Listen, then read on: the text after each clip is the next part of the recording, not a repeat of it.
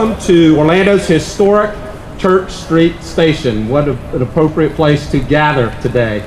I've been part of a lot of bill signings in the past. I was in the Senate for 10 years, but this is by far the most significant bill signing that I've had the opportunity to participate in, and I'm so thankful that all of you have joined us today for this historic moment.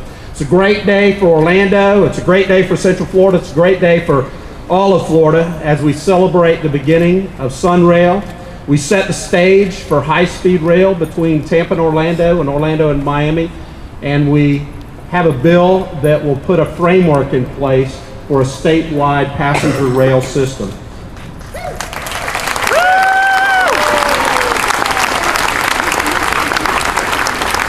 And I think decades from now, when we look back on this day, it will be one of the most significant days in Central Florida history. We're on the verge of a rail renaissance in the state of Florida.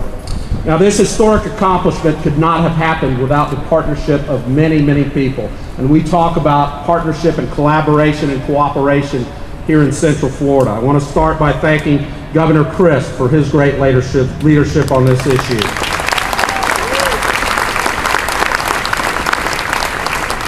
And Lieutenant Governor Kottkamp, who has been a champion for us. Our congressman and woman from Central Florida, Micah and Brown, who have stood strong throughout this whole process.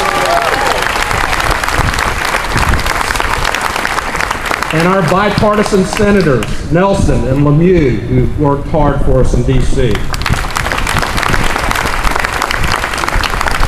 I want to thank the members of our Central Florida Commuter Rail Commission that are represented here today. Mayor Crotty, Commissioner Bruno, Chairman Bruno, Commissioner Henley, and Commissioner Arrington, representing Volusia, Orange, Seminole, Osceola, and the City of Orlando.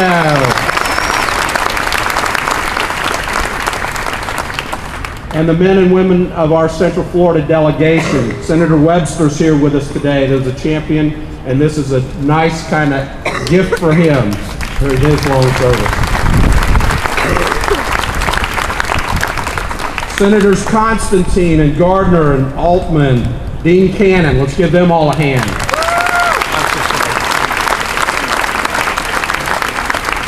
As I mentioned, we're standing at Church Street Station, and the first train began operating here in 1880. And 130 years later, we stand on the brink of a great rail system. And I can promise you that the rolling stock will be a little bit updated from what was running in 1880. So there are many people that had a hand in making sure that this day got here. We worked together. We had the unanimous vote of 5 local funding partners. We had the business community behind us. We had the civic community behind us. And it's a win for Central Florida and the state of Florida. With that, I would like to introduce the governor of the great state of Florida, Governor Charlie Crist.